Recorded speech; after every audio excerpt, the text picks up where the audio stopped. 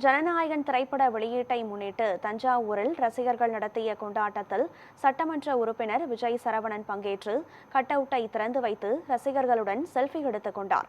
இயக்குனர் வினோத் இயக்கத்தில் உருவான விஜயின் ஜனநாயகன் திரைப்படம் உலகம் முழுவதும் வெளியானது.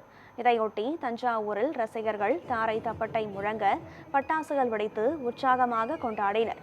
இந்நிகழ்ச்சியில் பங்கேற்ற தஞ்சாவூர் சட்டமன்ற உறுப்பினர் விஜய் சரவணன் ரசிகர்களுக்கு இனிப்புகள் வழங்கி வாழ்த்து தெரிவித்தார்.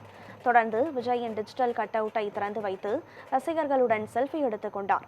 பின்னர் கட்சி நிர்வாகிகளுடன் ஊர்வலமாக திரையரங்கிற்கு சென்று ரசிகர்களுடன் புகைப்படம் எடுத்துக் கொண்டார்.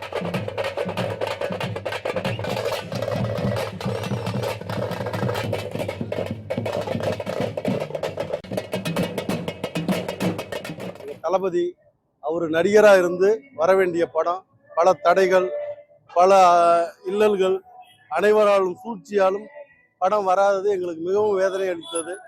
அதே நேரத்தில் எங்கள் அண்ணன் முதல்வர் ஆகி இந்த படம் ரிலீஸ் ஆனதில் மிக மகிழ்ச்சி அடைகிறோம். அதே நேரத்தில் அவருக்கு இது கடைசி படங்கிறதுனால எங்களுக்கு மிக வேதனை அளிக்கிறது. நாங்களாம் தளபதியோட மிகப்பெரிய வெறியர்கள். அந்த வேலையில் பார்த்தீங்கன்னா என் பொண்ணெல்லாம் இன்னைக்கு எம்பிபிஎஸ் பண்ணி டாக்டராக இருக்காங்க.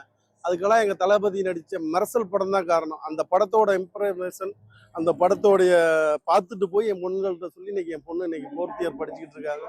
அதனால எங்கள் தளபதி எல்லாமே வழிகாட்டியாக தான் இருந்திருக்காரு.